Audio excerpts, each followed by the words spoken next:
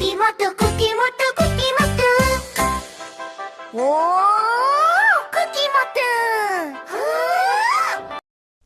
குட்டீஸ், இன்னைக்கு ஒரு சூப்பர் ஸ்டோரி கேட்கலாம்.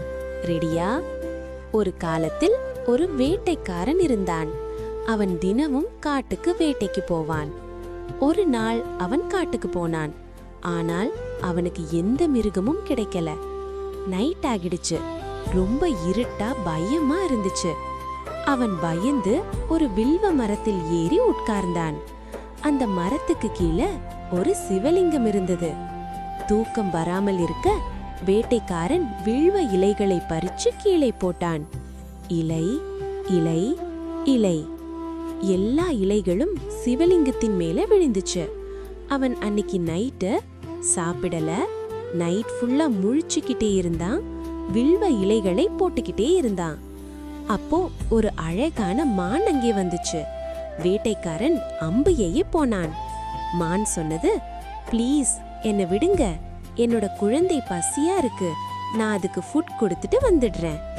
வேட்டைக்காரன் அச்சோ பாவம்னு அந்த மானை விட்டு விட்டான். நெக்ஸ்ட் டே மார்னிங் சிவபெருமான் அவன் முன் வந்தார். சிவபெருமான் சொன்னார், நீ தெரியாமலே என்னை வழிபட்டாய், உன் மனசு நல்லது. சிவபெருமான் அவனை ஆசிர்வதித்தார். அந்த நைட்டு தான் சிவராத்திரி. Shivaratri science fact. மகா சிவராத்திரியில் பூமியில் இருக்கும் கோள்கள் ஒரே நேரத்தில் வரிசையாக நிற்கின்றன. இதனால் உடலில் ஒரு சிறப்பு சக்தி மேலே எழுவதற்கு உதவுகிறது. நமது முதுகு நேராக இருக்கும்போது சக்தி மேலே சரியாக செல்லும். இது மனத்தையும் உடலையும் வலிமையாக ஆக்குகிறது. இரவு முழுவதும் விழித்திருப்பதால் உடலில் உள்ள சர்க்கேடியன் ரிதம் சரியாக வேலை செய்யும்.